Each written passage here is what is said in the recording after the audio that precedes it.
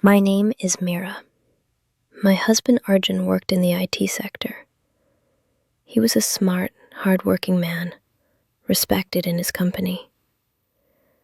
I used to feel proud whenever someone spoke about his intelligence or dedication, but slowly, pride began turning into something else, something colder, something emptier. Arjun's job consumed him. He left home before sunrise, often before I even woke up, and returned long after the city went silent. His eyes would be heavy, his face drained.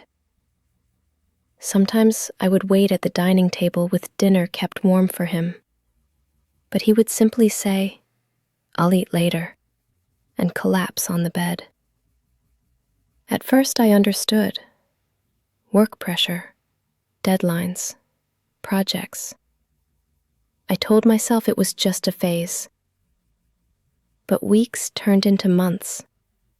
The distance between us grew like an invisible wall, thick and tall. The conversations faded. The laughter stopped. And one day, I realized that though we lived under the same roof, we had stopped living together. Across our apartment corridor lived Rohit. He had moved in 6 months ago. He was a freelance designer, working from home. He was young, energetic, full of life. He was 5 years younger than me, always humming songs, watering plants on his balcony, or chatting with the security guard downstairs. I didn't notice him much at first, but loneliness changes a person. It sharpens every emotion you try to hide. One morning, when I was taking the garbage out, he smiled and said, "Good morning, ma'am. You always keep your house so clean." It had been so long since anyone had noticed me. Days passed, and small conversations became part of my routine. He would sometimes help me carry groceries or ask if I needed help fixing something. He would say, "You look tired today," or, "You should smile more, it suits you." I laughed it off, but deep inside, I was starving for attention, for care, for someone to see me. I tried talking to Arjun. I told him I felt lonely. He said gently, "Mira, this project will end soon. Once it's done, we'll take a trip somewhere, I promise." But that promise kept moving farther away, like the horizon you can never reach. One rainy evening, there was a power cut in our building. The thunder roared, and I stood near the balcony, watching lightning split the sky. Rohit came over, holding 2 cups of coffee. "You shouldn't stay alone in the dark," he said with a half smile. I hesitated. My heart said no, but my loneliness whispered yes. We sat near the window, talking about music, movies, dreams. He told me about his parents living in another city, about his struggles as a freelancer. He listened when I spoke. That night, for the first time in years, I felt alive again. But that feeling came with danger. What began as friendship turned into something I didn't plan, something I couldn't control. Every time Arjun canceled the dinner plan, every time he came home too tired even to look at me, I found myself turning toward Rohit instead. We started meeting often. Short talks on the balcony, cups of coffee that stretched into hours. He made me laugh again, made me feel beautiful, and I let my emotions blind me. One afternoon, when Arjun had gone on a business trip, I crossed the line I should never have crossed. I won't describe what happened, because it doesn't matter. What matters is that I betrayed my husband. I thought I could live with it, but guilt is a slow poison. It doesn't kill instantly. It burns quietly, day after day. When Arjun came back, I couldn't look into his eyes.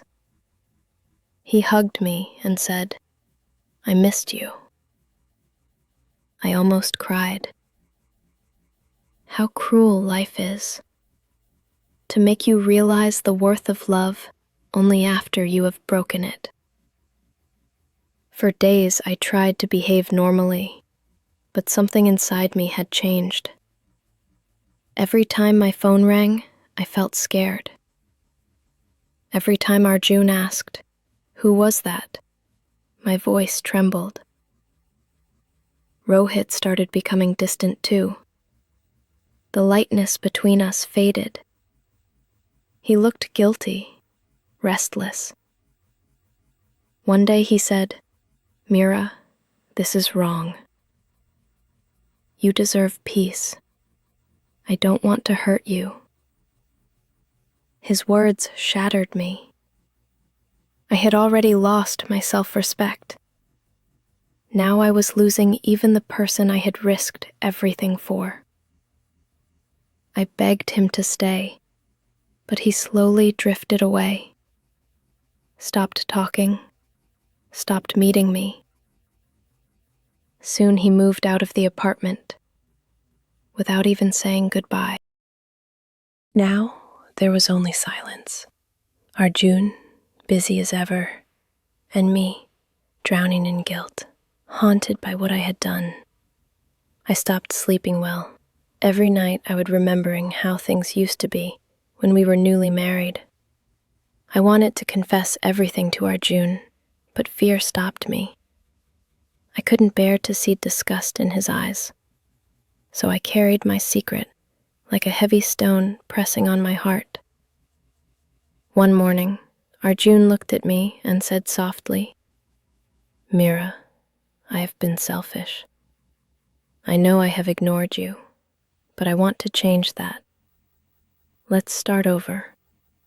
I have applied for a transfer to a less stressful position. I want us to spend time again, like before."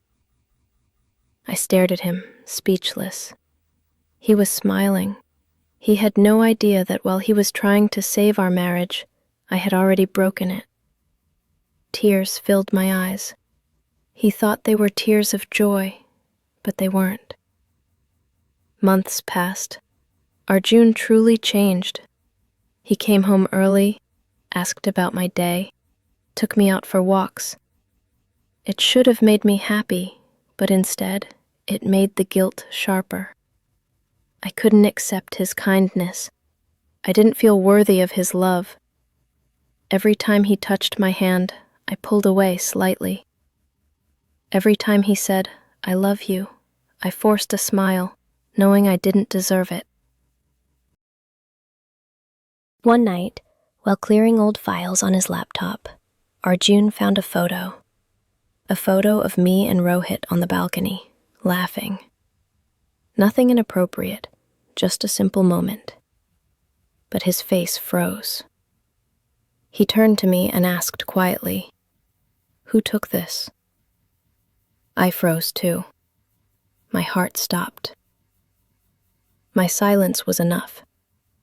His expression changed. Disbelief, confusion, pain. "Mira, was there something between you and him?" he whispered.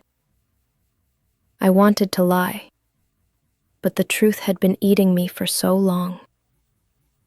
I broke down. I confessed everything. Arjun didn't shout. He didn't slap me or curse. He just stared at me, as if I had turned into a stranger. He said, "You were my home, Mira. I worked hard to build a future for us. I was late, I was busy, but never unfaithful. You could have talked to me. you chose silence instead." Then he walked out. I sat on the floor, shaking, begging him to come back. But he didn't. That night, I called him again and again. No answer. I screamed until my voice broke. The neighbors came, tried to calm me down, but nothing could fix the emptiness I had created. It has been 2 years now. I still live in the same apartment, though everything inside feels like a ghost of the past. Arjun never came back. I heard he left the city. I tried calling him once, but his number was no longer active. Rohit, too, disappeared from my life completely. Sometimes I think I see him on the street, but it's only my mind playing tricks. People say time heals everything, but time doesn't heal guilt. It only teaches you how to live with it quietly.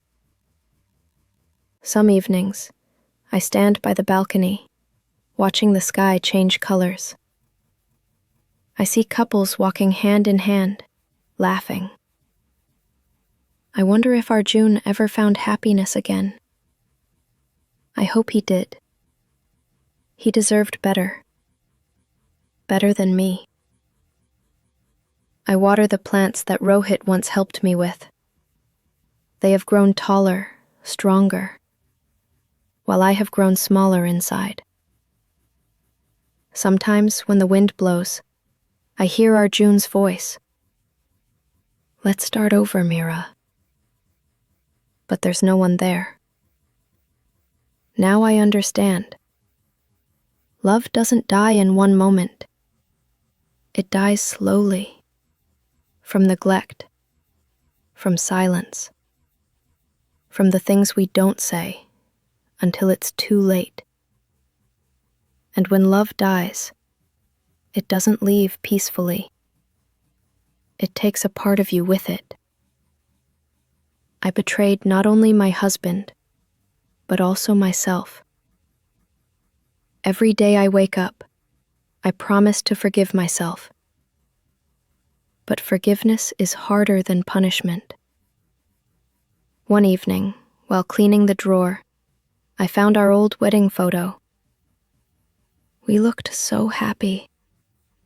Young, innocent, full of dreams. I touched the picture and whispered, "I'm sorry, Arjun.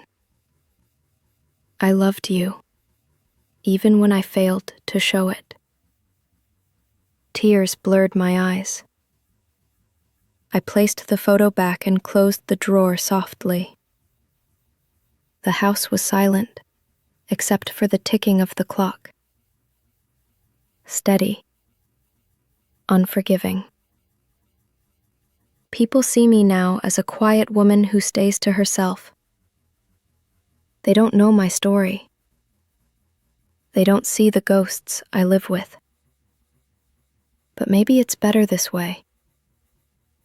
Every love story doesn't end with togetherness. Some end with lessons. Painful, permanent lessons. And mine?